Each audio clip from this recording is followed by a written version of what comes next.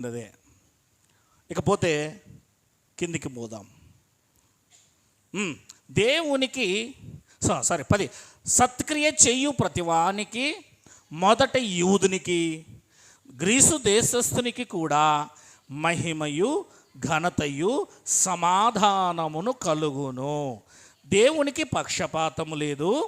ధర్మశాస్త్రము లేక పాపము చేసిన వారందరూ ధర్మశాస్త్రము లేకయే నశించెదరు. ధర్మశాస్త్రము కలిగిన వారై పాపము చేసిన వారందరూ ధర్మశాస్త్రానుసారంగా తీర్పు నొందుదురు. ధర్మశాస్త్రము వినువారు దేవుని దృష్టికి నీతిమంతులు కారు గాని ధర్మశాస్త్రమును అనుసరించి ప్రవర్తించువారే నీతిమంతులుగా ఎంచబడుదురు. ధర్మశాస్త్రము లేని అన్యజనులు స్వాభావికముగా ధర్మశాస్త్ర సంబంధమైన క్రియలను చేసినడలా వారు ధర్మశాస్త్రము లేనివారైనను తమకు తామే ధర్మశాస్త్రమైనట్టు ఉన్నారు. అట్టివారి మనస్సాక్షి కూడా సాక్ష్యం ఇచ్చుచుండగను అని రాయబడింది. చూడండి, మనస్సాక్షి, మనస్సే సాక్షి. నీ మనస్సాక్షిని అడగండి అంటుంటాం. అప్పుడు మనం ఏమంటాము? సర్లేరా, నువ్వు పైకి అబద్ధం ఆడుతున్నావు, కానీ నీ మనస్సాక్షి మీద చేయి వేసుకొని ఒక్కసారి నీ మనస్సాక్షిని అడుగు, అదే చెప్తుంది. నువ్వు నోటితో అబద్ధం చెప్పొచ్చు, కానీ మనస్సాక్షి అబద్ధమో చెప్పదు. కనుక అట్టివారి మనస్సాక్షి కూడా సాక్ష్యం ఇచ్చుచుండగాను వారి తలంపులు ఒకదాని మీద ఒకటి తప్పు మోపుచు లేక తప్పు లేదని చెప్పుచుండగాను ధర్మశాస్త్రానుసారము తమ హృదయముల యందు వ్రాయబడినట్టు చూపుచున్నారు. ఈ 15వ వచనం ఏం చెప్తుందంటే, మారని మనస్సు ఎవరికైతే ఉంటుందో, మారని హృదయం ఎవరికైతే ఉంటుందో ఆ మనస్సు వారిని గద్దిస్తుంది. నీ మనస్సే నిన్ను గద్దిస్తుంది. ఏది గద్దిస్తుంది? నీ మనస్సే నిన్ను గద్దిస్తుంది. ఇది జాగ్రత్తగా గమనించాలి. ఇప్పుడు కేంద్ర స్థానం మనిషికి ఏంటి?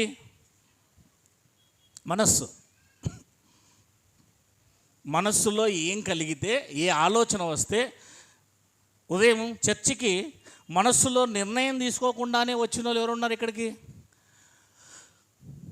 ఒకవేళ మనస్సులో ఈరోజు వెళ్ళకూడదు అని నిర్ణయం తీసుకుంటే నీ పాదాలు ముందు కదలవు.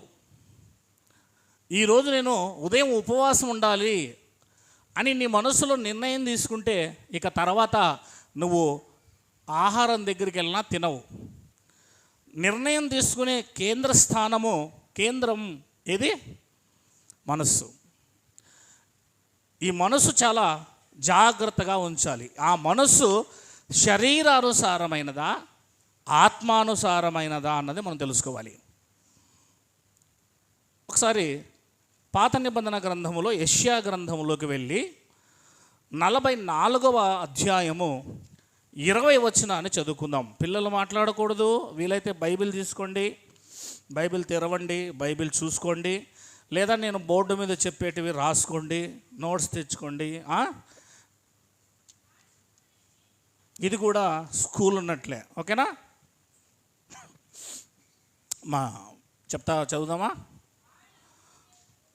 వాడు బూడిద తినుచున్నాడు, వాని మనస్సు, అదిగో మనస్సు ఏమైపోయింది? వాడు బూడిద తింటున్నాడు, వాని మనస్సు మోసము పోయినదై. మనస్సు మోసపోయింది. మనస్సు ఏమైపోయింది? తండ్రి, అయ్యా, నన్ను సర్పం మోసపుచ్చెను. ఏది మోసపుచ్చింది? సర్పం మోసపుచ్చింది. సర్పం ఏం మోసపుచ్చింది? మనస్సును మోసపుచ్చింది. దేవుని వైపు, దేవుని వాక్యానికి విధేయత చూపించే మనస్సును దేవునికి వ్యతిరేకంగా మనస్సును ప్రేరేపించింది. అది అప్పుడు మనస్సు మోసపోయింది. వాని మనస్సు మోసపోయినదై. అదిగో, ఫస్ట్ మనస్సును మోసం చేస్తుంది. ఈ లోకం కావచ్చు, మనుషులు కావచ్చు, సాతాను కావచ్చు. సాతాను అనేపాటికే మీకు అర్థం కావాల్సింది లోకము. ఎప్పటికీ మీ మైండ్లో అది ఉండాలి. పదే వేరుగా ఆలోచించకండి. ఏం చేస్తుంది ఇప్పుడు సాతాను? వాని మనస్సును, ఎవరి మనస్సును? వాని మనస్సును మోసం చేస్తుంది. ఫస్ట్ ఎవరిని మోసం చేస్తుంది? మోసము మనస్సును మోసం చేస్తుంది. ఇది మీరు గమనించాలి. నీ మనస్సును మోసం చేస్తుంది. చూస్తున్నారా? ఇక్కడ వింటున్నారా? అందరు ఇక్కడే ఉన్నారా? సాతాను ఏం చేస్తుంది? లోకం ఏం చేస్తుంది? మనస్సును మోసం చేస్తుంది. ఆ తర్వాత అదిగో తప్పు దారిలో తీసుకెళ్తుంది. ఎక్కడ తీసుకెళ్తుంది? నెక్స్ట్ మోసపోయిన మనస్సు. ఏమండి, ఒక అబ్బాయి ఉన్నాడు, నేను ఎంతగానో ప్రేమిస్తున్నాను, నువ్వంటే నాకు చాలా ఇష్టము, నీకోసం నేను ప్రాణం ఇస్తాను, ఇంకోటి అని చెప్పేసి ఏం చేశాడు? ఆమెని, మంచి డబ్బు గలది ఆమె, ఏం చేశాడు? ఆమెని ట్రాప్లో పడేసి ఆమె మనసును ఏం చేశాడు? మోసం చేసి ఆమెని మరి శారీరకంగాను ఏమంటారు దాన్ని, ఆర్థికంగాను అన్ని రకాలుగా ఆమెని చేర్చి మరి మోసం చేసి వాడు వెళ్ళిపోయాడు. ఇప్పుడు ఆమె ఏమైపోయింది?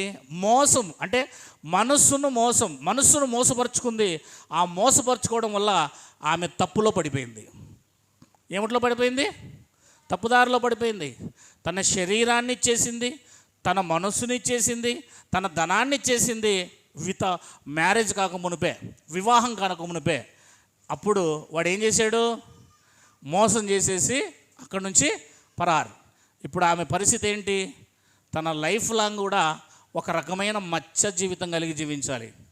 అవునా లేదా? మరొకరు వివాహం చేసుకున్నా కూడా జీవితాంతం ఎవరు గుర్తుకొస్తుంటారు? ఏది గుర్తుకొస్తుంటుంది? మోసపోయిందే గుర్తుకొస్తుంటుంది. కనుక ఇక్కడ బైబిల్ ఏం చెప్తుంది? వాని మనస్సు మోసపోయింది, తప్పుదారిలోనికి వాణ్ణి తీసుకొని పోతుంది. ఫస్ట్ ఈ మనస్సు చాలా ఇంపార్టెంట్ అండి. ఈ మనస్సు చాలా ఇంపార్టెంట్. మనస్సులో ఏది పడుతుందో దాన్నే చేస్తావు. అది దేవుని నుంచి వస్తున్న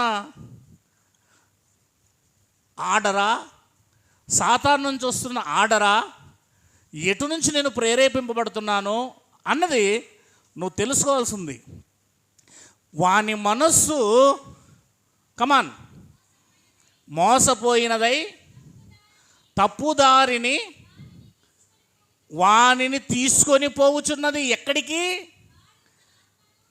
వాడు తన ఆత్మను అయిపోయా. చివరికి మన ఆత్మ ఏమవుతుంది? ఆత్మను రక్షించుకోడు. చూసారా? వాని మనస్సును సాతాను మోసం చేస్తుంది, లేదా లోకం మోసం చేస్తుంది. తప్పు దారిలో వాడు నడుస్తాడు, ఆత్మ నరకానికి పోతుంది. స్పష్టంగా చెప్తున్నాడు. రక్షణ లేదు అంటే నరకమే. 6వ అధ్యాయము 12వ వచనం, ఆదికాండం 6వ అధ్యాయము 12వ వచనం, ఆదికాండం. అందరూ బైబిల్ తీయండి, బైబిల్ చూడండి. దేవుడు భూలోకమును చూచినప్పుడు అది చెడిపోయి ఉండెను. భూలోకమును చూచినప్పుడు అది చెడిపోయి ఉండెను. చెడిపోయి ఉండెనంటే అర్థం ఏంటి? బిర్యానీ చేసామండి, నెక్స్ట్ డేకి అంతా ఏమవుతుంది? అది చెడిపోతుంది. పప్పు ఏమవుతుంది? పాసిపోయి చెడిపోతుంది. మరి వీళ్ళు భూమి మీద నరులు, మనుషులు ఏమైపోయారు? ఎట్లా చెడిపోయారు? పాసిపోయారా? చూడండి కింద ఏం రాయబడిందో. దేవుడు భూలోకమును చూచినప్పుడు వారు చెడిపోయి ఉండిరి. భూమి మీద సమస్త శరీరులు మార్గము అని రాయబడింది. చూడండి అక్కడ ఏం చెరుపుకున్నారు? మార్గమును చెరుపుకున్నారు. మార్గములు మార్గమా? మార్గము ఒకే ఒక మార్గము. ఆ మార్గము యేసుక్రీస్తు. ఇప్పటికైతే అప్పటికైతే యెహోవా. ఆ మార్గం ఎవరు? యేసుక్రీస్తు. నేనే మార్గము, సత్యము, జీవము, అంతే కదా. కనుక 6వ అధ్యాయము మొదటి వచనం మనం గమనిస్తే ఆదికాండములో నరులు భూమి మీద విస్తరింపనారంభించినప్పుడు తర్వాత కుమార్తెలు వారికి పుట్టినప్పుడు దేవుని కుమారులు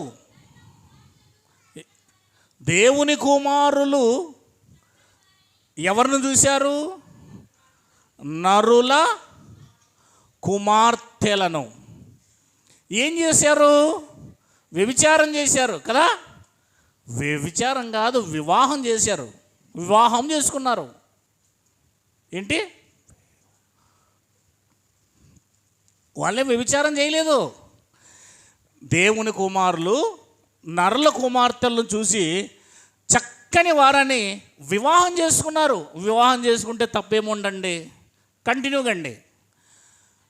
చక్కని వారని వారందరిలో తమకు మనస్సుకు నచ్చిన వారు. ఏం గమనించాలి ఇక్కడ మీరు? కేంద్రం ఏమైంది మళ్ళా? ఇది మీరు గమనించాలి ఫస్ట్. వీళ్ళు ఎలా మార్గాన్ని చెరుపుకున్నారు? 12వ వచనం 6:12 ప్రకారము అంటే, ముందు వారి మనస్సును స్త్రీలకు ఇచ్చారు. ఎవరికి ఇచ్చారు? దేవుడికి లేదు. వారి మనస్సు తప్పుదారిలోకి పోయింది. వారి మనస్సు మోసపోయింది. వారి మనస్సు మోసపోవడం వల్ల ఆత్మ రక్షించబడదు, నరకం పోతుంది. మీరు ఇది గమనించాలి, జాగ్రత్త గమనించాలి వాక్యంలో. ఓకే, నాతోనే ఉన్నారా? చదువుదాం మళ్ళీ 6వ అధ్యాయం మొదటి వచనము. నరులు భూమి మీద విస్తరింపనారంభించినప్పుడు తర్వాత వారికి కుమార్తెలు పుట్టారు. అదిగో దేవుని కుమారులు అంటే ఎవరు? ఇక్కడ దేవుని కుమారులు అంటే దీని మీద కూడా వివాదం ఉంది. పరలోకంలో నుండి భూమి మీదకి దిగి వచ్చిన దేవదూతలట. ఎవరు? ఏమైనా పరలోకం నుండి భూమి మీదకి దిగి వచ్చిన దేవదూతలే మానవులుగా వీళ్ళని వివాహం చేసుకున్నారని చెబుతారు. అది తప్పు. అలాంటప్పుడు దేవుడు వీళ్ళని మార్గం తప్పారు అని ఎందుకంటాడు? పరలోకపు దూతలకి ఏం సంబంధం? నేను చెప్పేది అర్థమైందా? తర్వాత వీళ్ళని ఏమంటాడో కూడా మీరు ఆ పేరాన్ని చక్కగా చదివితే అర్థమవుతుంది. ఇప్పుడు దేవుని కుమారులు ఎవరంటే 5వ అధ్యాయము మొదటి వచనం నుంచి 5వ వచనం వరకు మీరు ఆదికాండంలో చదివితే షేతు ఎవరు? ఉందా అక్కడ? ఉన్నాడా లేదా? అందరూ చెప్పాలి. మీరు ఒకవేళ బైబిల్ లేకపోతే పక్కన వాళ్ళన్నా ఇట్లా అడిగి అవునా కాదా అని అడగండి, నిద్రపోకండి. అవునా? పక్కన సారం ఉందమ్మా, నువ్వు అడగమ్మా, అవునా కాదా అని అడుగు. దేవునికి మహిమ కలుగును గాక. నాకు స్వరం కావాలి. నాకేం కావాలి? మీకు మీ స్వరం కావాలి నాకు. దేవుని కుమారులు ఎవరు? మొట్టమొదటి కుమారుడు ఎవడు భూమి మీద? కయ్యేను తర్వాత పుట్టింది ఎవరు? హెబెలు. హెబెల్ని ఏం చేశాడు? చంపేశాడు. కనుక ఈయనకు వివాహం కాలేదు. కనుక నెక్స్ట్ పుట్టినోడే షేతు. ఈ షేతు సంతానం, ఎందుకంటే ఈ కయ్యను దేవుని సంతానములో, దేవుని కుమారుల్లో దేవుని జ్యేష్ఠత్వం పొందుకోలేదు.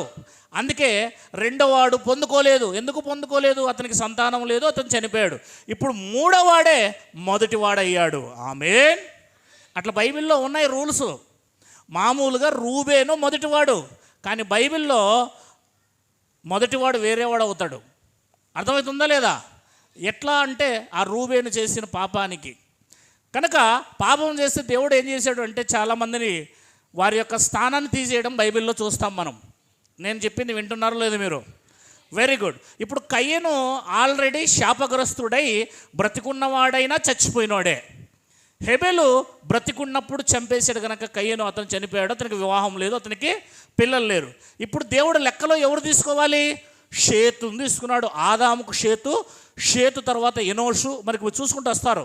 ఇప్పుడు ఈ 5వ అధ్యాయంలో ఉన్న వారందరూ ఎవరంటే దేవుని నమ్మినారు గనక వారు దేవుని యందు విశ్వాసం ఉంచినారు గనక దేవుని కుమారులైరి. వాళ్ళెవరు? అంతే, దేవుణ్ణి విశ్వసించినప్పుడు దేవుని ఆత్మను పొందుకుంటారు. దేవుని ఆత్మను పొందుకున్న వారంతా ఎవరవుతారు?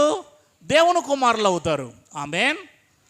వీళ్ళు దేవుని ఆత్మను పొందుకున్నారు, అందుకే దేవుని వాక్యానికి లోబడ్డారు కనుక వీరెవరు? 5వ అధ్యాయంలో ఉన్నవారంతా. మరి నరుల కుమార్తెలు ఎవరు? నరులెవరు? ఈ కయ్యను సంతానం. ఎవరు? ఈ కయ్యను ఉన్నాడు కదా, 4వ అధ్యాయం మీరు 16వ వచనం నుంచి కిందికి చదువుకుంటూ వస్తే ఆదికాండములో ఆయన నోదు అనే దేశానికి వెళ్ళి, అంటే అక్కడ నోదు అనే దేశం ఈయన ద్వారా తయారవుతుంది. అక్కడ ఉండి అక్కడ వీళ్ళు విస్తరిస్తున్నారు. టోటల్గా నోవాహు కాలంలోనే జలప్రలయం వచ్చింది. ఎప్పుడు వచ్చింది? ఎప్పుడమ్మా? నోవాహు కాలానికి ఆదాము నుండి టైం ఎంత? ఇప్పుడు కాదు, అప్పుడు 1656 సంవత్సరాలు భూమి మీదకి జలప్రలయం రావడానికి. ఆదాము నుండి నోవాహు వచ్చేపాటికే ఎంత వయసు, ఎంత కాలం అయిందప్పటికీ? 1656 సంవత్సరాలు. ఈ 1656 సంవత్సరాల్లో ఈ కయ్యను సంతానము, నరుల సంతానము, వీళ్ళకి మార్గం లేదు. వీళ్ళకేం లేదు, వీళ్ళు దేవుని వదిలేశారు. దేవుని సన్నిధి నుండి వెళ్ళిపోయాడు కనుక ఇక వాళ్ళు దేవుని నమ్ముకోలేదు, వాళ్ళకి మార్గం లేదు. కానీ వీళ్ళకి ఏముంది? వీళ్ళకి మార్గం ఉంది. అందుకే వీళ్ళు దేవుని కుమారులు. వీళ్ళు దేవుని కోసం బ్రతుకుతున్నారు, వీళ్ళు దేవుని కోసం బ్రతకడం లేదు. ఈ 1600 సంవత్సరాలకి ఇక్కడున్న సంతానము బాగా విస్తరించింది, ఇక్కడున్న సంతానం కూడా బాగా విస్తరించింది. అప్పుడు వీళ్ళు వాళ్ళని చూశారు, వాళ్ళు వీళ్ళని చూశారు. అరే అక్కడ చక్కగా ఉన్నారే వాళ్ళు, భలే లిప్స్టిక్ పూసుకున్నారు, భలే అందంగా ఉన్నారు, వీళ్ళని ఎలాగైనా సరే వివాహం చేసుకోవాలి. ఏం చేసుకోవాలి? వివాహం చేసుకోవాలి. తెల్లంగా ఉంటేనే కదా, అన్ని రకాలు సరిపోతేనే కదా వివాహం చేసుకుంటాం. నల్లంగా ఉంటే ఎవరు చేసుకుంటారు? చేసుకోరు కదా. కనుక అన్ని రకాల సూటబుల్ అయితేనే వివాహం చేసుకుంటారు. వాళ్ళు అంత చక్కగా కనబడ్డారంటే వీళ్ళకి ఆ పండు ఆ అవ్వకి ఎట్లా కనబడిందో అలాగే లోకం ఎప్పుడు కూడా ఎలా కనబడుతుంది? రమ్యముగాను అందముగాను ఎప్పుడెప్పుడు తినేయాలనిపిస్తున్నట్లుగా కనబడుతుంది. ఎందుకు అంటే ఆకర్షణ అనేది నీ శరీరంలో ప్రేరేపణను పుట్టిస్తుంది. అందుకే రంగు వేసి చికెన్ పకోడాకి ఇట్లా వేలాడదీసి ఉంటారు లెగ్ పీసుల్ని. అద్దంలో నుంచి మనం చూస్తేనే ఏమనిపిస్తుంది? ఆ చికెన్ పకోడా లెగ్ పీస్ రమ్మంటుంది కదా. దానికి రంగు వేయకుండా మీరు తినండి, రంగు వేయకోకుండా, రంగే లేకోకుండా పలావుకి ఏమంటారు దాన్ని, ఆ ఐటమ్స్కి రంగు లేకుండా చూడండి అనిపిస్తుంది. ఈ మధ్యకాలంలో ఫుడ్ ఇన్స్పెక్టర్స్ అంటారు కదా, వాళ్ళని ఆ రంగులు వేయడం వల్ల క్యాన్సర్ వస్తుంది, అది తినొద్దండి అని చెప్పేస్తున్నారు వాళ్ళు. రంగు వేయకుండానే తినండి, దేంట్లోకి రంగు వేయకండి. కేసరిలో కూడా రంగు వేస్తారు, ఆ రంగు వేస్తేనే కేసరి అబ్బా అనిపిస్తుంది. ఎల్లో రంగు అయినా ఆరెంజ్ రంగు అయినా వేస్తారు. ఆ రంగు వేయడం వల్ల క్యాన్సర్ వస్తుందట. రంగు వేయడం వల్ల క్యాన్సర్ వస్తుందట. అంటే అది మన కంటికి ఆకర్షణీయంగా కనబడాలి. నేను మాట్లాడుతున్నప్పుడు మొన్నటి రోజున ఇరాయన ఛాయ్ విషయంలో ఏంటంటారు దాన్ని, వాల్ పోస్టర్లు ఆకర్షణగా ఉంటేనే ఏమవుతారు? ఇట్లా పోయేవాడు కూడా ఇట్లా పోవాలనిపించదు అనమాట, లాగుతుంది అనమాట. అవునా? లాగేస్తుంది అనమాట మనిషిని. అక్కడేం పోతారో, దానికి వాల్ పోస్టర్ లేదు, ఏం లేదు, చూస్తుంటే తినాలనిపిస్తుంది. ఇక్కడ వాడు ఫ్రిడ్జ్లో పెట్టి 4 రోజుల తర్వాత చేసింటాడో 10 రోజులు చేసింటాడో తెలియదు మనకి. కానీ మనిషి కంటికి ఎలా కనబడాలి? ఇంపుగా, అందంగా, రమ్యముగా, ఆకర్షణీయంగా కనబడాలి.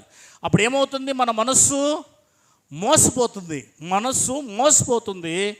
మనల్ని తప్పుదారికి తీసుకెళ్తుంది, చివరికి అది మనల్ని చంపేస్తుంది. అది శారీరకంగా అయినా ఆత్మీయంగా అయినా. ఇక్కడ జరిగింది ఏంటి? వీళ్ళ మనస్సు ఎవరికి ఇచ్చారు? ఇంతవరకు దేవునికి ఇచ్చారు, యేసయ్యకి ఇచ్చారు, రోజు యేసయ్యకే ఇచ్చారు, యేసయ్యతోనే ఉన్నారు వీళ్ళు. కానీ ఎప్పుడైతే వీళ్ళని చూశారో వాళ్ళ మనస్సు ఒక్కసారిగా లాగేసింది. చదవండి ఇప్పుడు 6వ అధ్యాయం 1వ వచనం మరొకసారి. భూమి మీద నరులు విస్తరింపన ఆరంభించినప్పుడు, కుమార్తెలు వారికి పుట్టినప్పుడు, దేవుని కుమారులు నరుల కుమార్తెలు చక్కని వారని. చూసారా ఆ మాట? దేవుని ఆత్మ మోషే దేవుడు ఎంత చక్కగా రాయించాడో, చక్కని వారని చూచి చూచి చూచి కంటితో చూచి 6వ అధ్యాయము 2వ వచనం చదువుతున్నారు కదా. ఇప్పుడు 3వ అధ్యాయము 5వ వచనం చదవండి. ఆదికాండమే. ఏలైనగా నీవు వాటిని తినదినుమునా నీ కన్నులు తెరవబడును, నీవు మంచి చెడులు ఎరుగుదానివై ఉంటావు, దేవుళ్ళ వలె ఉందువని దేవునికి తెలియనని చెప్పగా. ఇప్పుడు చూడండి, ఆ స్త్రీ ఆ వృక్ష మళ్ళొకసారి స్త్రీ ఆ వృక్షము ఆహారమునకు మంచిది. కనబడిందా? కంటికి అందంగా కనబడితేనే మనం ఆకర్షించబడతాం కదమ్మా. అందుకే దేవుడు ఏమన్నాడు తెలుసా, క్రైస్తవుల్ని ఈ ఆభరణాలు, జడలు వేసుకోవటాలు, ఈ చీరల్లో డిజైన్ చీరలు, ఆకర్షించే చీరలు వేసుకోవద్దని ఎందుకన్నాడంటే, నీ ద్వారా లోకము ఏం కాకూడదు, నిన్ను చూచి కామములో వాళ్ళు పడకూడదు. నువ్వు వేసుకునే వస్తువులు, నువ్వు వేసుకునే శరీరం మూసుకొని టోటల్గా వారికి కనిపించకుండా ఉండాలి. అదే ముస్లిం స్త్రీ వెళ్తుందనుకోండి, కామంలో పడతారా? ఆకర్షించబడతారా? ఎందుకు? వాళ్ళ కళ్ళు కాడ తప్ప శరీరములో కింద భాగం వరకు ఆ బురక అనేది, నల్లని బురక అనేది ఏం చేస్తూ ఉంటుంది, వాళ్ళ మొత్తం రోడ్డంతా ఊడిసిపోతుంటుంది, చెప్పులు కూడా కనబడవు ఆఖరికి. కనుక వాళ్ళని చూసినప్పుడు ఏ పురుషుడు కూడా ఆకర్షించబడడు. దాని వెనకాల వాళ్ళు చాలా అందంగా ఉంటారు, చాలా ఆకర్షణీయంగా ఉంటారు, దాని వెనకాల వాళ్ళు చాలా ఆభరణాలు కూడా వేసుకొని ఉంటారు. కానీ బయట ప్రపంచానికి వాళ్ళని చూసినప్పుడు చూడాలనిపించదు. బ్లాక్ చాలా ఎఫెక్ట్ కొడుతుంది. మనము అలా ఉండొద్దు, కానీ శరీరం మీద వస్త్రము చాలా బాగా వేసుకోమన్నాడు, శరీరం కనిపించకుండా ఉండమన్నాడు. దేవుడు ఎందుకు చెప్తాడు ఇవన్నీ అంటే, బయట ఉన్న వాళ్ళు చూస్తారు, చూసి వాళ్ళు పాపంలో పడ్డానికి నువ్వు కారకురాలు అవుతావు. రేపు పొద్దున్న లెక్క అడుగుతాడు దేవుడు, ఆమె అలా ఉంది కనుక నేను చూశాను, నా మనసులో మోహాన్ని పెంచుకున్నాను అంటాడు వాడు. కనుక చాలా జాగ్రత్తగా మనం ఉండడం నేర్చుకోవాలి క్రైస్తవులము. వస్త్రాధరణ రైట్, మంచిది. కంటిన్యూ అవుదామా మళ్ళీ? ఎలా ఉంది? 6వ వచనం చదువుతున్నారు కదా మీరు, 3వ అధ్యాయం 6వ వచనము. స్త్రీ ఆ వృక్షము ఆహారమునకు మంచిదియు కన్నులకు అందమైనదియు జ్ఞానమునిచ్చు వివేకమునిచ్చు రమ్యం. రమ్యం అనే మాట మీరు ఎప్పుడైనా విన్నారా? రమ్య కృష్ణ. రమ్య అంటే చాలా అందంగా ఉంది, రమ్యముగా ఉందని అర్థం. రమ్యం చూసారా? కంటితో చూసే పాటికే ఆ పండు ఏమంటుంది, వీడి మాటలు వినడానికంటే ఎక్కువగా ఆ పండు రమ్మంటుంది, రా రా రా రా అంటుంది. ఏమి ఇలా ఇలా ఇలా బ్రేక్లు వేసుకుంటూ పరిగెడుతుంది. మళ్ళా ఓవైపు మనస్సులో దేవుని వాక్యం, దేవుని మార్గం లోపల ఉంది, కానీ అది రమ్మంటున్నప్పుడు ఈ మనస్సులో దేవుణ్ణి పక్కన పెట్టేసి ఎవరికి చోటిచ్చింది? పండుగ చోటిచ్చింది, మోసపోయింది, తప్పుదారులకు వెళ్ళింది. ఆమె శారీరకంగా దేవునిలో పాపాన్ని తెచ్చుకుంది, లోకములో ఆమె ఇదైపోయింది. సరే, ఆత్మరక్షణ కోసం తర్వాత చూసుకుందాం ఆమె విషయంలో. రైట్, ఇకపోతే మనము 6వ అధ్యాయంలో ఉన్నాము. ఇప్పుడు 2వ వచనంలో కంటిన్యూ చేద్దామా? దేవుని కుమారులు నరుల కుమార్తెలను చక్కని వారని చూశారట. వారందరిలో తమకు మనస్సు చూసారా? మనస్సు ఎవరి మీద ఉండాలి? మనస్సు ఎవరికి ఇవ్వాలమ్మా? దేవుడు కోరింది ఏంటో తెలుసా? మనస్సు. నీ మనస్సు దేవునికి ఇవ్వాలి. కానీ వీళ్ళేం చేశారు? నరుల కుమార్తెలకు తమకు మనస్సు నచ్చిన వారిని, స్త్రీలను వివాహం చేసుకున్నారు. తప్పేముంది? వివాహం చేసుకోకూడదా? వివాహం చేసుకోమని దేవుడే కదా చెప్పాడు. తప్పుంది. ఏంటి తప్పు? వారు అవిశ్వాసులు, నువ్వు విశ్వాసివి. వారు శపింపబడిన వారు, నువ్వు ఆశీర్వదింపబడిన వాడు. వారితో వివాహము చేసుకోకూడదు. అర్థమవుతుందా? బైబిల్ ఏమంటుంది? విశ్వాసికి అవిశ్వాసికి జోడెక్కడా అంటుందా లేదా? మరి కనుక అవిశ్వాసులతో వివాహం చేసుకోవడం వల్ల దేవునికి అది నచ్చలేదు. తన పిల్లలు తను చెప్పినట్లు ఉండాలా, మన పిల్లలు మనం చెప్పినట్లు ఉండాలా, అంతేనా లేదా?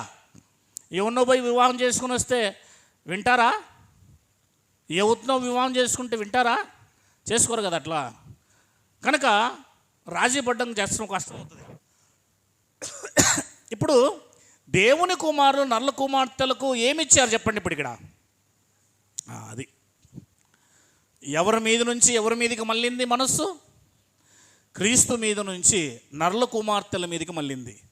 హవ్వమ్మకు ఆ పండు మీద నుండి దేవుని మీద నుండి పండు మీదకి మళ్ళింది మనస్సు. ఫస్ట్ మనస్సును మోసపరచటం, మనస్సును దెబ్బతీయటమే సాతాను పని. ఇది మీరు గమనించాలి. మనస్సు మీదే వాడు ఇస్తాడు, మనస్సు మీదే ఒత్తిడి పెడతాడు. మనస్సు ఏం చెబితే అదే చేస్తాం మనము. కమాన్, కంటిన్యూ అవుదాం. ఇష్టం వచ్చిన వారిని వివాహం చేసుకునేది దేవుడు ఊరికే ఉన్నాడా? అప్పుడు యెహోవా నా ఆత్మ నరులతో, అంటే వీళ్ళతో కాదు, వీళ్ళతో. ఇక్కడ చూడండి, దేవుని కుమారుల్ని వెంటనే ఏమన్నాడు? ఇప్పుడు నరులు అనే పదాన్ని వాడాడు చూడండి అక్కడ. అంటే దేవుని ఆత్మ ఎవరితో వాదించదు?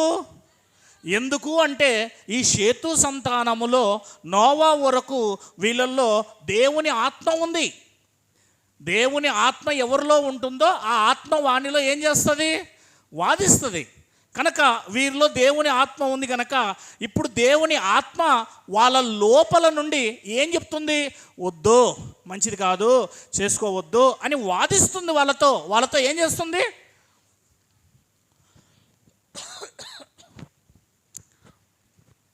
వాదిస్తుంది. అందుకే ఉత్తరవాది అనే మాట మనకు కొత్త నిబంధనలో కనిపిస్తుంది. ఏ వాది? ఉత్తరవాది. నీ పక్షాన వాదించేవాడు దేవుని ఆత్మ. అందుకే దేవుని ఆత్మ వీళ్ళల్లో ఉండి ఏం చెప్తుంది? వాక్యం ఏం చెప్తుంది? వాళ్ళలో ఉండి, హృదయంలో ఉండి, వద్దు, వాళ్ళు శాపగ్రస్తులు, వారిని వివాహం చేసుకోవద్దు అని ఆత్మ చెబుతున్నా వాళ్ళు ఏం చేశారు? ఆత్మకు మనసు ఇవ్వక ఆత్మను బయటికి పంపించేశారు. ఆత్మను దావీదన్నాడు 51వ కీర్తన 10వ వచనములో, 51వ కీర్తన 10వ వచనములో ఓ మాట మాట్లాడతాడు దావీదు గారు. దేవా నా యందు శుద్ధ హృదయము కలగజేయుము, నా అంతరంగములలో స్థిరత్వమును ఇవ్వుము, స్థిర మనస్సు ఇమ్ము, నూతనంగా మరలా పుట్టించుము, నీ సన్నిధిలో నుండి నన్ను త్రోసివెయ్యకు, నీ పరిశుద్ధాత్మను. అది మ్యాటరు. ఇప్పుడు పరిశుద్ధాత్మను వీళ్ళలో నుండి దేవుడు ఏం చేస్తున్నాడు? తీసేస్తున్నాడు. వీళ్ళలో నుండి దేవుడు ఏం చేస్తున్నాడు? దేవుని ఆత్మ వాళ్ళతో ఒక్కరోజు 2 రోజులు కాదు, 120 సంవత్సరాల పాటు వాదించింది. వాదిస్తూనే ఉంది. కానీ దేవుని ఆత్మను వారు లెక్క చేయలేదు. పేతురు రాసిన మొదటి పత్రిక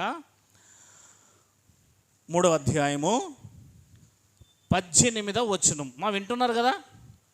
వింటే బాగుపడతారు, అవునా? రైట్.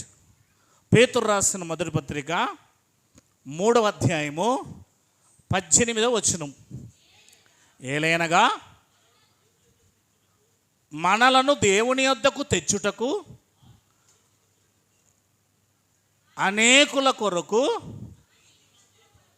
కట్టిగా చదవండి, అనీతిమంతుల కొరకు నీతిమంతుడైన క్రీస్తు శరీర విషయములో చంపబడి, ఆత్మ విషయములో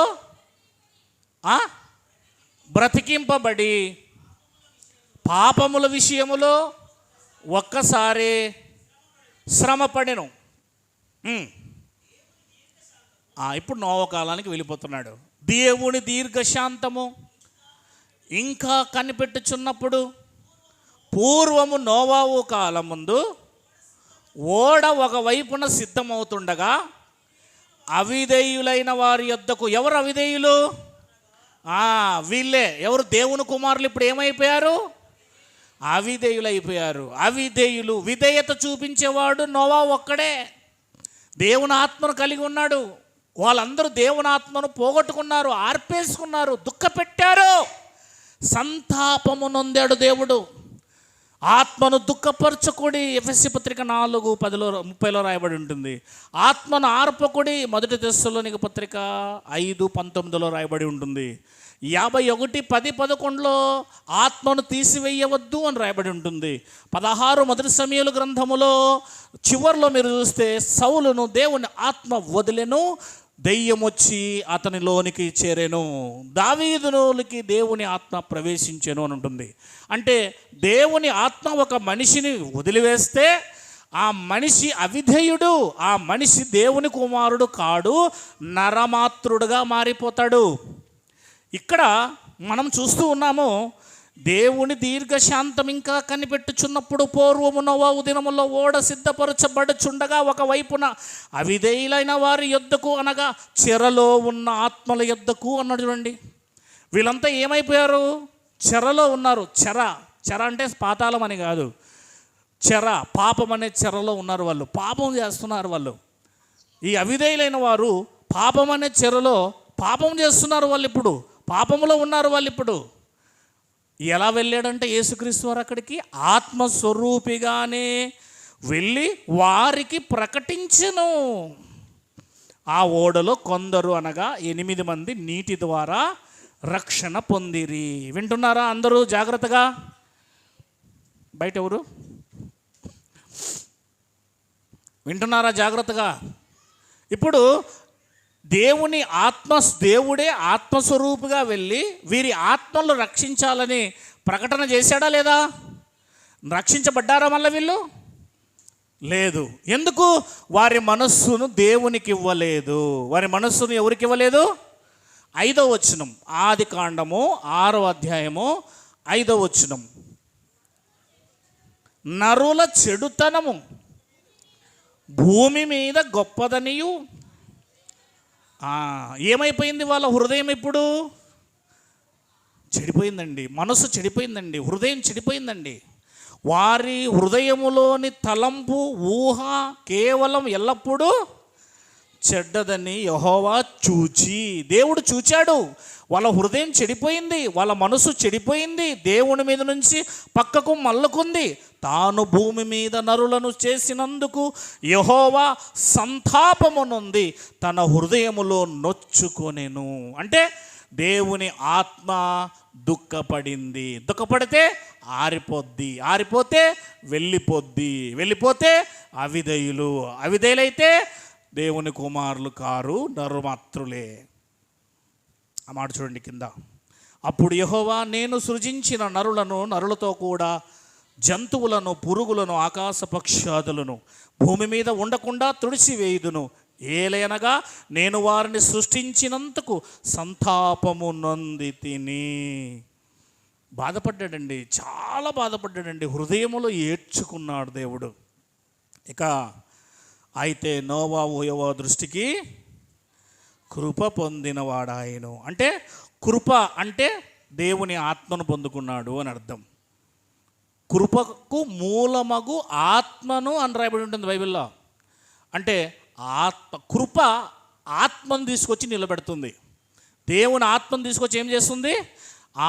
ఆ కృపకు మూలమగు ఆత్మను తిరస్కరించిన వానికి మరింత ఎక్కువైన దండన ఉండునో తలంచుడి. హెబ్రీ పత్రిక 10:28 రాయబడి ఉంటుంది. కనుక కృప పొందాడు అంటే వాళ్ళు కృపను పోగొట్టుకున్నారు, వీళ్ళు కృపను పొందారు. వారు యేసుక్రీస్తును కాళ్ళ కిందకు తొక్కున్నారు, మార్గాన్ని కాళ్ళ కిందకి వేసేశారు. ఈయన మార్గాన్ని తల మీద పెట్టుకున్నాడు, ఈయన కృపను పొందాడు. నోవాహు వంశావళి ఇదే. నోవాహు నీతి పరుడును, తన తరములో నిందారహితుడనై ఉండెను. నోవాహు దేవుడితో నడిచినవాడు, దేవుని వాక్యానుసారంగా బ్రతికాడు అని అర్థం. 7వ అధ్యాయము 5వ వచనములో ఉంటుంది. తనకు యెహోవా ఆజ్ఞాపించిన ప్రకారము నోవాహు యావత్తు చేసెను. దేవుడు చెప్పిందల్లా చేసేవాడే నిందారహితుడు, దేవునితో నడిచినవాడు, నీతిమంతుడు, కృపను పొందినవాడు, ఆత్మను పొందినవాడు అని అర్థం. కనుక 11వ వచనం మన అందరికీ తెలిసిన విషయం, ఇందాక చదువుకున్నాం. భూలోకము దేవుని సన్నిధిని చెడిపోయి ఉండెను, భూలోకము బలాత్కారముతో నిండి ఉండెను. దేవుడు భూలోకమును చూచినప్పుడు అది చెడిపోయి ఉండెను. భూమి మీద సమస్య శరీరులు తమ మార్గమును చెరిపి వేసుకొని ఉండిరి. దేవుడు నోవాహుతో సమస్య శరీరం మూలముగా భూమి బలాత్కారముతో నిండి ఉన్నది గనుక నా సన్నిధిని వారి అంతము అంటే టోటల్గా భూలోకమే నాశనం కాదు, పర్టికులర్గా మనుషులు నాశనం అవుతారు, జీవరాశులు నాశనం అవుతాయి. వారికి అంటే వారి అంతం వచ్చి ఉన్నది. ఇదిగో వారిని భూమితో కూడా నాశనము చేయుదును. అంటే భూమితో కూడా అంటే భూమి అంతా నాశనం చేసేది కాదు, భూమి మీద ఉన్న జీవరాశులన్నీ కూడా నాశనం చేయబోతున్నాను అని చెప్పాడు. జాగ్రత్తగా మనం విన్నట్లయితే ఇక్కడ ఇప్పుడు దేవుని కుమారులు ఆల్రెడీ ఎవరు వీళ్ళు? ఆదామవ్వలు ఎవరు?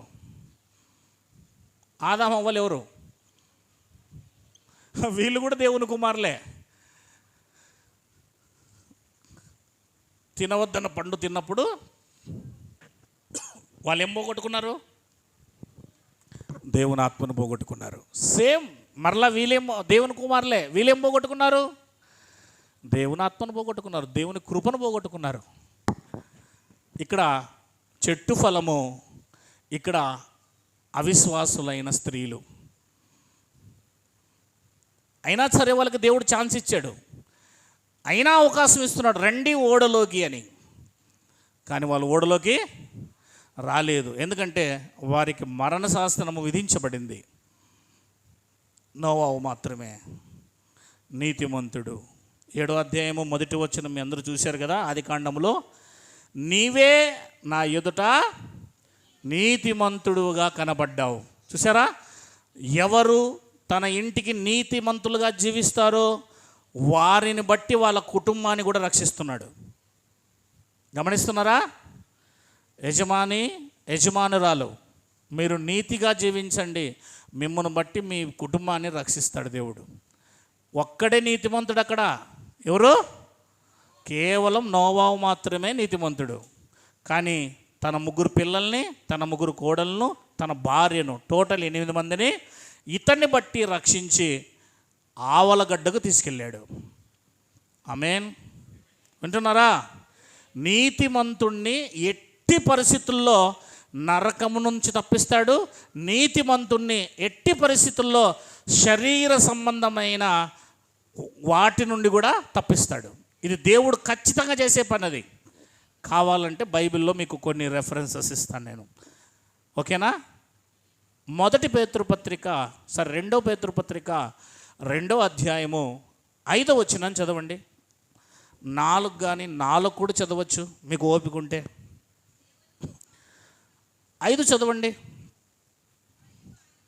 మరియు ఆయన పూర్వకాలమందు లోకమును విడిచిపెట్టక భక్తిహీనుల సమూహం మీదికి జలప్రలయము రప్పించెను. చూసారా? నీతిని ప్రకటించిన నోవాహును. నీతిని మనం కూడా ఏం ప్రకటిస్తున్నాం ఇప్పుడు లోకంలో? సువార్త అని అంటాం కదా. సువార్త కాదు, దాని డెఫినేషన్ నీతి అని అర్థం. నీతిమంతులుగా మారుతారు రమ్మని సువార్తను ప్రకటిస్తున్నాం. ఆ సువార్త ఏం తీసుకెళ్తుందంటే ఒక పాపిని నీతిమంతునిగా మారుస్తుంది. అవునా లేదా? ఎంతమంది వస్తారు మరి శనివారం రోజు? మీకోసం సిద్ధంగా ఉంది వెహికల్. మీరేమైనా మాట్లాడతాడేమో, నేను ఊరికే ఉన్నాను అంతే, పెద్ద మనుషులందరూ కలిసి.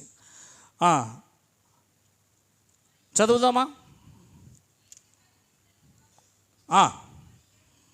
అదిగో నీతిని ప్రకటించిన లేదా నీతిని కలిగి ఉన్న అతని కుటుంబాన్ని కూడా ఏం చేశాడు?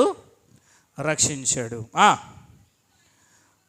మరియు ఆయన సొదొమ గొమొర్రాలను పట్టణములను భస్మము చేసి ముందుకు భక్తిహీనులైన వాటిని దృష్టాంతముగా ఉంచుటకై వాటిని నాశనము విధించి దుర్మార్గుల కామ వికారయుక్తమైన నడవడి చేత బహుబాధపడిన నీతిమంతుడగు లోతును తప్పించెను.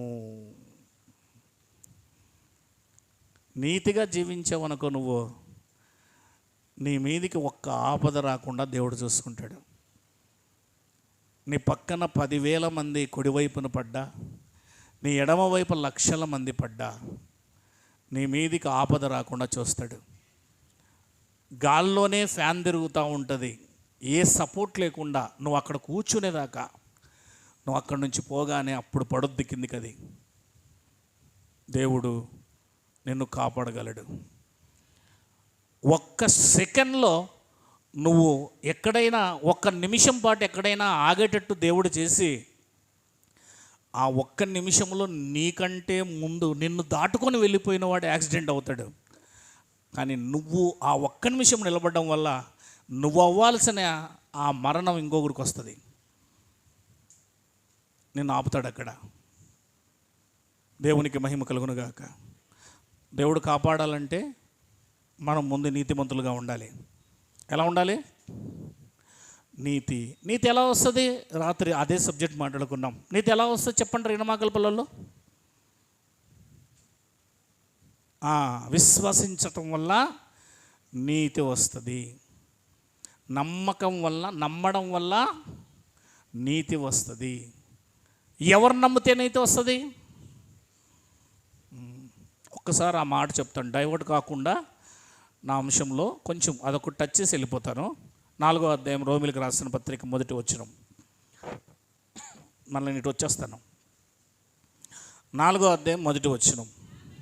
కాబట్టి శరీర విషయమై మన మూల పురుషుడగు అబ్రహాముకి ఏమి దొరికిను అందుము.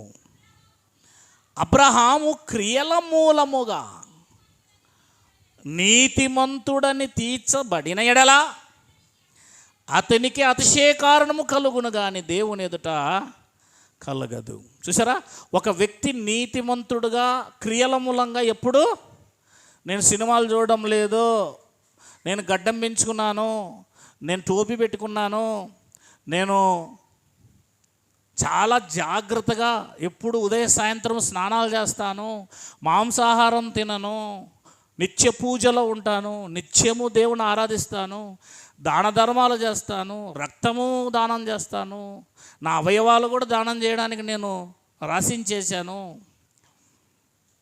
అన్నదానం చేస్తాను, గోదానం చేస్తాను, భూదానం చేస్తాను,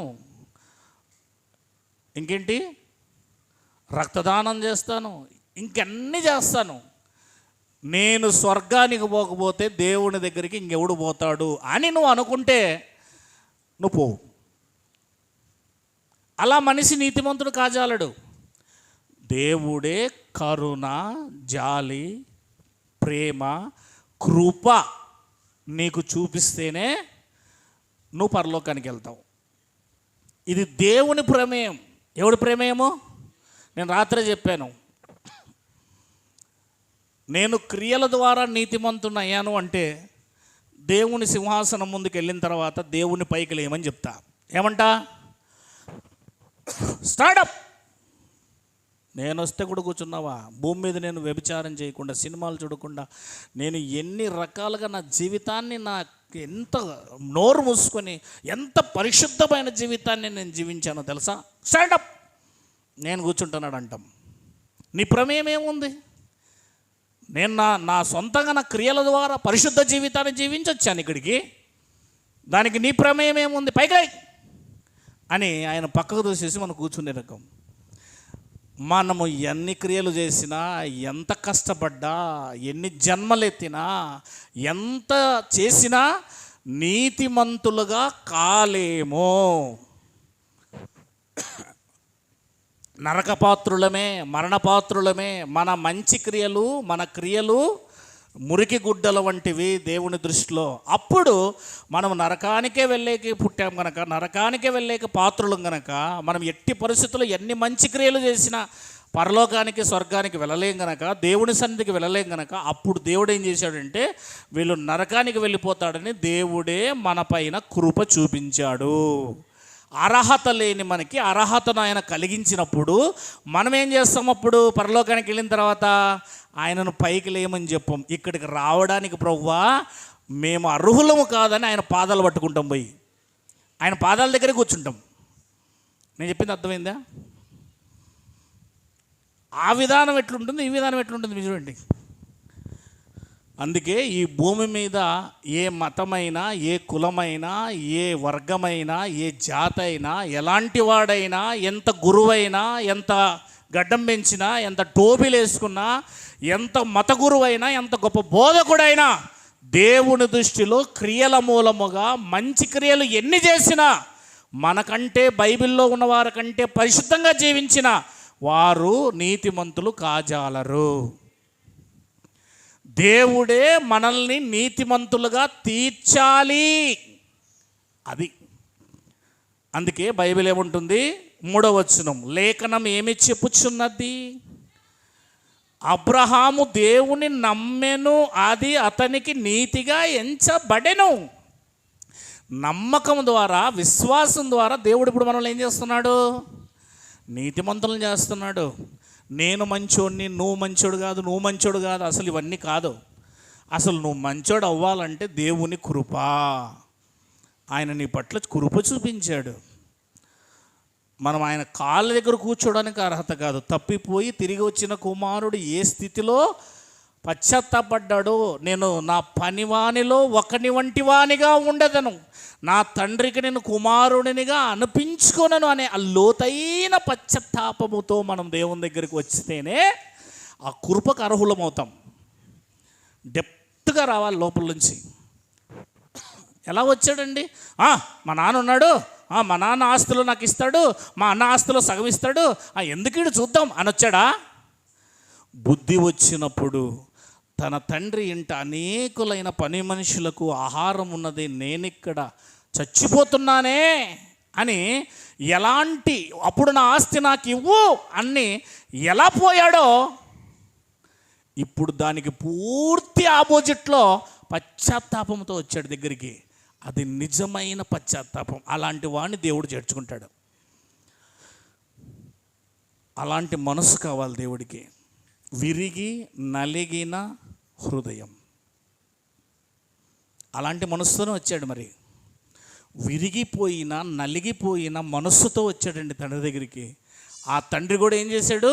పరిగెట్టుకుంటూ వెళ్ళి కౌగిలించుకొని ముద్దు పెట్టి మరలా తిరిగి, నువ్వు నా పనివాడిలో ఒకడు కాదు, నువ్వు నా కుమారుడివే, నాది అంతయు నీదే అని చెప్పాడు.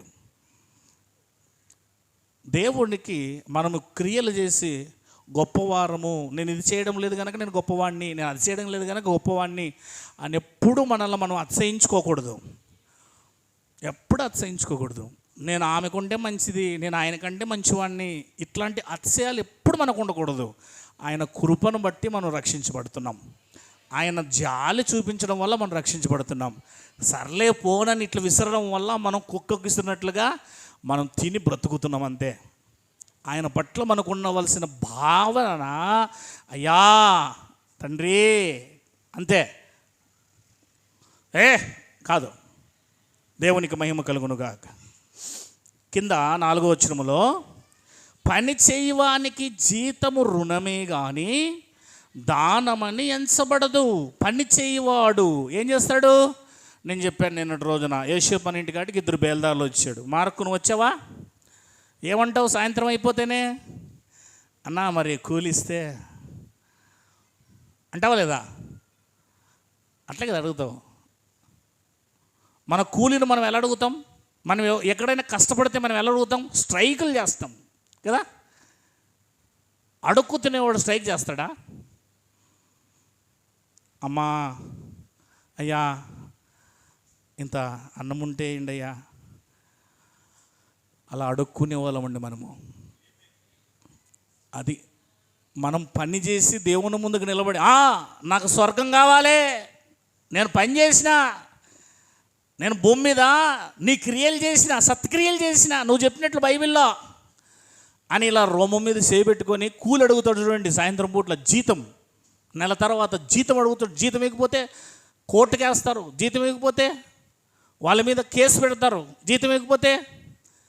ఇప్పుడు నువ్వు పని చేసి నువ్వు నీ క్రియల ద్వారా నువ్వు నీతిమంతుడు అయితే ఇప్పుడు ఎవరి మీద కేసు వేస్తావు? పరలోకానికి తీసుకోకపోతే దేవుని మీదకి వేస్తావు. నువ్వు కేసు అన్నాడు కదా నువ్వు. అందుకే క్రియల మూలముగా ఏ ఒక్కడు కూడా దేవుని ఎదుట నీతిమంతుడు కాజాలడు. ఎలా అవుతావంటే ఆయన కృప చూపిస్తున్నాడు మనకి. అది దానం. దేవుడు మనకిచ్చింది ఏంటి? దానం. దానం చేశాడు, పోతే పోన్లేరా అని ఇట్లా దానం చేశాడండి. మనం అతిశయించడానికి ఏముందండి? నేను యేసేపు కంటే కొట్టి గొప్పవాడిని, నేను మోసే కంటే గొప్పవాడిని, ఏముందిరా నీతో అతిశయించడానికి? నీ దగ్గర ఏముంది చెప్పు? నువ్వు అంతా లొట్టపీసుగడివి. ఒక రంగు చెప్పాలంటే మట్టివి. భక్తులంతా తమ్ముడు తాము అలా తగ్గించుకున్నారు. ఎంతటి వాడమయ్యా మేమని. పిల్లల్ని జాగ్రత్త చూడండి ఒకసారి. మనం ఎవరండి ఆయన ముందు? నోరెత్తడానికి కూడా అర్హత లేని వారిమే. 4వ వచనం, పని చేయవానికి జీతము రుణమే కానీ దానమని ఎంచబడదు. పని చేయక భక్తిహీనుని నీతిమంతునిగా తీర్చువాని యందు. దేవునికి మహిమ చెప్దామా? మనమందరూ కూడా ఒకసారి దేవునికి స్తోత్రం చెప్దామా? ఏమై ఉన్నాం మనము? పని చేయక, మనం అసలు పని చేయడం లేదు. భక్తిహీనులం మనం ఎవరు? నీతిమంతునిగా తీర్చువాని యందు. ఎవరు నీతిమంతులుగా తీర్చేది మనల్ని? దేవుడు. ఆయన యందు నువ్వు విశ్వాసం ఉంచితే వాని విశ్వాసమే నీతిగా ఎంచబడుతుంది. That's all. నువ్వు యేసయ్యను నమ్ముకుంటే అయిపోయింది, నీతిమంతుడివి అయిపోయా. దేవుని దృష్టిలో ఏమైపోయావు? నువ్వు నీతిమంతురాలివి, నీతిమంతుడివి, నువ్వు పాపివి కాదు. దాన ధర్మాలు చేసిన వాళ్ళు నీ ముందెందుకు పనికిరారు? ప్రాణాలు ఇచ్చిన వారు నీ ముందుకు ఎందుకు పనికిరారు? లోకంలో ఎన్ని దానాలు ఉన్నాయో, ఎన్ని రకాలు ఉన్నాయో అవన్నీ చేసినా వాళ్ళు నీతిమంతులు కారు. నీవే నీతిమంతుడివి. ఎప్పుడో యేసుక్రీస్తు నందు విశ్వసించినప్పుడు. ఇంత గొప్ప అవకాశాన్ని దేవుడిచ్చాడా? మనమే కల్పించుకున్నామా? 3వ అధ్యాయము 10వ వచనం అందరికీ తెలిసిన విషయమే కదా.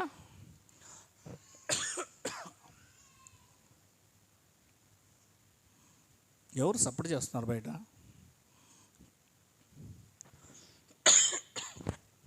ఇందును గూర్చి వ్రాయబడినదేమనగా నీతిమంతుడు లేడు, ఒక్కడు లేడు. నిజం చెప్పాలంటే అంతే కదా. మనమంతా నీతిమంతులమా? ఈ భూమి మీద పుడుతున్న ఏ ఒక్కడు కూడా నీతిమంతుడు గాడు. దాన్ని వదిలేద్దాం. 19వ వచనంకి వద్దాం. ప్రతి నోరు మూయబడినట్లును సర్వలోకము దేవుని శిక్షకు పాత్రుల మగునట్లును ధర్మశాస్త్రము చెప్పుచున్న వాటన్నిటినీ ధర్మశాస్త్రమునకు లోనైన వారితో చెప్పుచున్నదని ఎరుగుదుము. ఏలైనగా ధర్మశాస్త్ర సంబంధమైన క్రియల మూలముగా ఏ మనుష్యుడును ధర్మశాస్త్రంలో ఉన్న మొత్తం ఆజ్ఞలు, మొత్తం క్రియలు నువ్వు చేసిన నీతిమంతుడు కాజాలవు. 10 ఆజ్ఞలు చేసిన నీతిమంతుడు కాజాలవు. ఎవడు చేయలేడు, కానీ చేసిన కాజాలవు. అందుకే దానియేలు నీతిమంతుడా? కాదు. యోసేపు నీతిమంతుడా? కాదు. అబ్రహాం నీతిమంతుడా? కాదు. వాళ్ళు ఎలా నీతిమంతులు అయ్యారు అంటే దేవుని యందు విశ్వాసం ఉంచడం వల్ల, దేవుడు కనికరించడం వల్ల. అది నీతిమంతత్వం అంటే. వాళ్ళంతకు వాళ్ళే మంచి క్రియలు చేసినందువల్ల, ప్రార్థనలు చేసినందువల్ల, గొప్ప కార్యాలు చేసినందువల్ల, వారు గొప్పగా జీవించడం వల్ల కాదు. అసలు అది నీతిలోకి రాదు. నీతిలోకి వచ్చేది ఏంటంటే ఆయన మనల్ని నీతిమంతులుగా చేయటం ఫ్రీగా. అది నీతిమంతులుగా మారుతాం. నువ్వు క్రియల ద్వారా నీతిమంతులు అవ్వలేవు. బాగా గమనించాలి. నీ క్రియలు నీతిమంతులుగా నిన్ను ఎప్పటికీ చేయలేవు. 20 ఏలైనగా ధర్మశాస్త్ర సంబంధమైన క్రియల మూలముగా ఏ మనుష్యుడు అంటే ఆదాము మొదలుకొని అందరూ అనే అర్థమా? అందరూ అనే అర్థమా కాదా? అది మీరు అర్థం చేసుకోవాలి ఫస్ట్. ఆయన దృష్టికి, ఎవరి దృష్టికి? అది మన దృష్టికి నీతిమంతులుగా కనబడవచ్చు. లోతు నీతిమంతుడు, నోవాహు నీతిమంతుడు, అబ్రహాం నీతిమంతుడు, మన దృష్టికి కనబడవచ్చు. కానీ దేవుని దృష్టికి నీతిమంతుడు కనబడాలి. ధర్మశాస్త్రము వలన పాపమనగా ఎట్టిదో తెలియబడుచున్నది. ఇట్లుండగా ధర్మశాస్త్రమునకు వేరుగా దేవుని నీతి బయలుపరచబడుచున్నది. దానికి పాత నిబంధన ధర్మశాస్త్రము, ప్రవక్తల పుస్తకాలు కూడా సాక్ష్యమిచ్చాయి. అంటే వేరే నీతి ఉంది, అది దేవుని నీతి. అంటే ఓల్డ్ టెస్టిమెంట్లో ఉన్న వాళ్ళంతా దేవుని నీతి కాదా? కాదు. మరి ఏ నీతి? వారు రాబోయే యేసుక్రీస్తుని చూశారు గనక, విశ్వసించారు గనక వారికి యేసుక్రీస్తులోనే ఉంది నీతి. మీరు చెప్పింది అర్థమైందో లేదో? అంటే వాళ్ళు ఎప్పుడు నీతిమంతులు అవుతారు? యేసుక్రీస్తు వారు సిలువ వేయబడినప్పుడే. వారు విశ్వాసం మూలము, మనం విశ్వాసం ద్వారా. 22 అది యేసుక్రీస్తు నందలి, అది అని రాయబడి చూడండి. అంటే ధర్మశాస్త్రము, ఆ ప్రవక్తల పుస్తకాలు ఏమని చెబుతున్నాయి అంటే, ఒక మనిషి నీతిమంతుడు అవ్వాలి అంటే ఆదాము మొదలుకొని నేటి వరకు మనమందరూ భవిష్యత్తులో కూడా యేసుక్రీస్తు నందలి విశ్వాసం మూలమైనదై. అందుకే యేసుక్రీస్తుని ఎవరు నమ్మారు? 11:24 ఎబ్రీ పత్రికలో మోషే నమ్మాడు. ఎవరి విషయమైన శ్రమ గొప్ప నింద అనుకున్నాడు? మోషే పెద్దవాడైనప్పుడు ఐగుప్తు ధనము కంటే ఎందుకు మళ్ళీ ఎవరిని చూశాడు ఆయన? ఎవరిలో నీతి ఉందని చూశాడు. నేను నీతిమంతులుగా ఎవరి ద్వారా అవుతానని విశ్వసించాడు. చూసారా? అది అంటే కేంద్ర స్థానం యేసుక్రీస్తు వారు. యేసుక్రీస్తు నందలి విశ్వాస మూలమైనదై నమ్మువారందరికీ కలుగు దేవుని నీతి అయి ఉన్నది. ధర్మశాస్త్రము పాపం అంటే ఏంటో చెబుతుందే కానీ దేవుని నీతి యేసుక్రీస్తు నందున్నది. ఒక మనిషి యేసుక్రీస్తుని నమ్ముకుంటేనే ఏమవుతాడు? మరి భూమి మీద ఉన్న వాళ్ళంతా ఏమవ్వాలి? ఇప్పుడు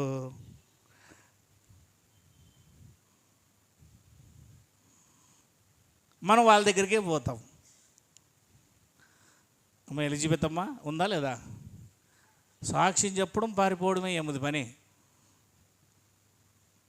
ఎవరి దగ్గరికి వెళ్తాం మనము? నా కుమారుడికి పెళ్ళి, ముహూర్తం ఎవరితో పెట్టుకుంటాము?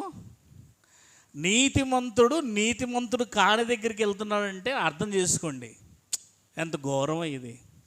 మీరు అర్థం చేసుకోండి. మీరు నీతిమంతులా? యేసుప్రభువుని నమ్ముకున్నారు కదా, మీరు ఎవరి దగ్గరికి వెళ్తున్నారు? పిలుకున్న దగ్గరికి వెళ్తున్నారు. వాడు నీతిమంతుడు కాడు. అయ్యో కర్మ. దేవుని కుమారుడు నర్ర కుమారుని దగ్గరికి వెళ్తున్నారు. దేవుని కుమారుడు నువ్వు ఎవరి దగ్గరికి వెళ్తున్నావు? నర్ర కుమారుడి దగ్గరికి వెళ్తున్నావు. బాగా పిక్చర్ మీకు అర్థం కావాలి ఈ విషయంలో.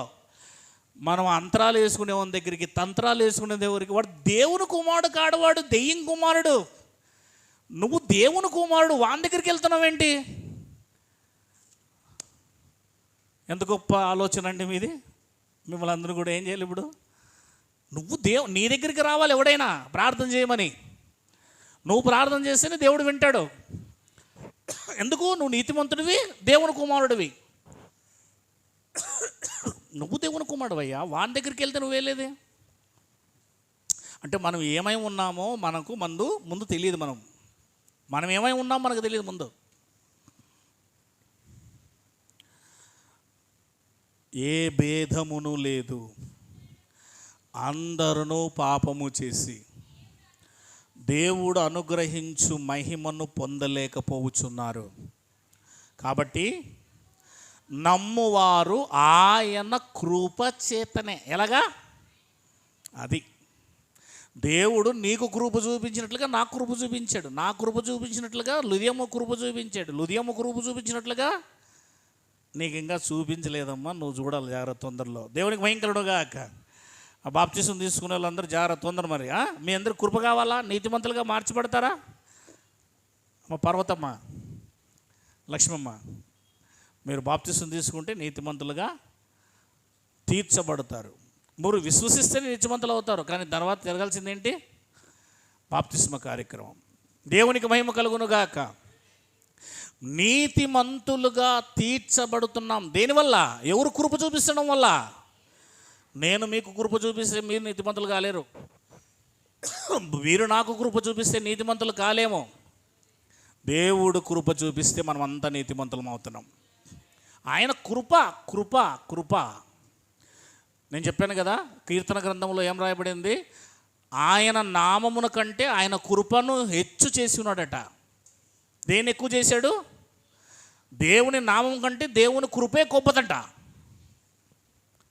అందుకే కొరంథీ పత్రికలో పౌలు గారు అడుగుతారు, ముళ్ళు తీసేయి, ముళ్ళు తీసేయి, ముళ్ళు తీసేయి. ఆయన ఏమంటాడు? నా కృప నీకు చాలును, నా కృప నీకు చాలును, నా కృప నీకు. ఆయన ముళ్ళు తీసేయంటే నా కృప చాలు అంటున్నాడు. కృప. అందుకే నేను తిమోతి దేవుని కృప ద్వారా బలము నొంది తిని అంటాడు ఆయన. కృప. అందుకే పాట పాడతారు కదా సహోదరుడు వచ్చి, ఏంటి? కృప కావాలా, అది ఘనము కావాలా, ధనము కావాలా, జ్ఞానం కావాలా? ఏం కావాలా? సొలొమోను ఏం కోరుకున్నాడు? జ్ఞానం కోరుకున్నాడు, దేవుని కృపను పోగొట్టుకున్నాడు. సంసోను బలాన్ని పొందుకున్నాడు, దేవుని కృపను పోగొట్టుకున్నాడు. కానీ దేవుని కృపను పోగొట్టుకోవద్దు. దేని పోగొట్టుకోవద్దు? చాలా ఇంపార్టెంట్. ఈ కృప కోసం చూడుకోకుండా చాలామంది లోకంలో డబ్బు కోసము, స్వస్థతల కోసము, దేనికోసము చూస్తున్నారు. కృప. హెబ్రీ పత్రిక 10వ అధ్యాయంలో 26వ వచనం నుంచి కిందికి దిగుతూ వస్తూ ఉంటే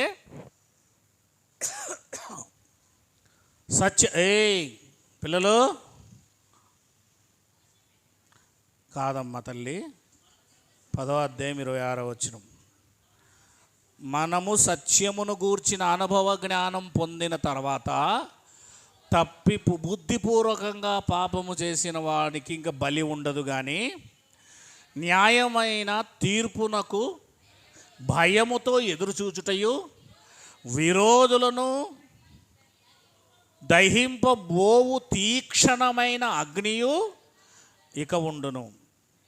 ఎవడైనను మోషే ధర్మశాస్త్రానుసారముగా పాపం చేసినడలా 2-3 సాక్షుల మీదుట, ఆ మాట చాలా ఇంపార్టెంట్, కనికరం లేకుండా. ఏం లేకుండా? మనం ఆ పొద్దు నుంచి మాట్లాడుతూనే ఉన్నాం దాని గురించి కూడా. ఏం లేకోకుండా అంటమ్మా? అసలు కనికరమే లేకుండా. ఏంటి? ధర్మశాస్త్రానికి విరోధంగా జీవిస్తే 2-3 సాక్షులు వచ్చి నిలబడితే కనికరం లేకుండా ఏం చేస్తారంట వాడిని? కనికరం. కనికరం కనికరం అంటే ఏంటి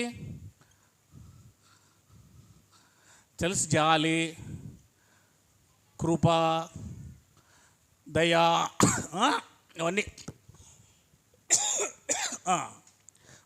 మోషే ధర్మశాస్త్రానుసారంగా ఒకడు లేదా 2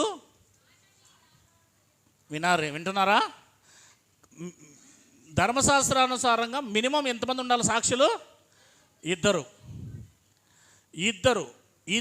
మాట మీద ఒక వ్యక్తి ఉన్నాడు అనుకోండి, వీళ్ళిద్దరు వచ్చి అవును వీడు శనివారం రోజు చర్చికి రాలేదు, ఆరాధనకు రాలేదని చెప్పారనుకోండి, మోషే ధర్మశాస్త్రానుసారంగా తీర్పు జరుగుతుంది. ఇప్పుడు ఇక్కడ ఎలాగా?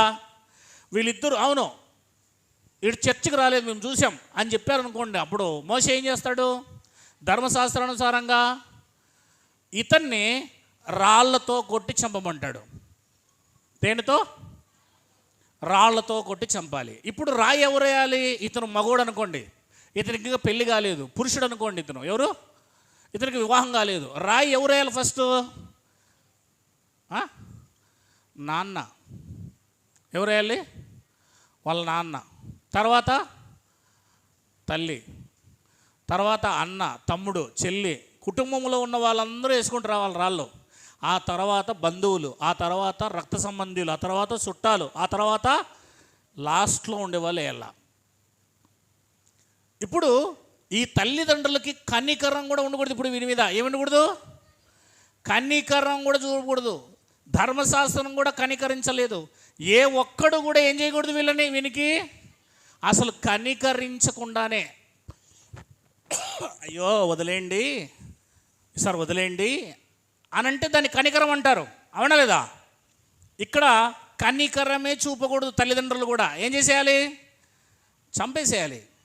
అందుకే మోషే కొండ మీదకి ఎక్కి దిగి వచ్చినప్పుడు 3000 మంది విగ్రహారాధన చేసే దాంట్లో బాగా లీలమైపోయి ఉన్నారు. అప్పుడు నా పక్షమునున్నవాడు ఎవరు రండి అన్నప్పుడు చేతిలో కత్తి పట్టుకొని తన బంధువులు, రక్త సంబంధీలు, అక్క చెల్లెళ్ళు ఉంటే కూడా వాళ్ళు పొడుచుకుంటూ చంపుకుంటూ వెళ్ళిపోయారు 3000 మందిని, అవునా లేదా?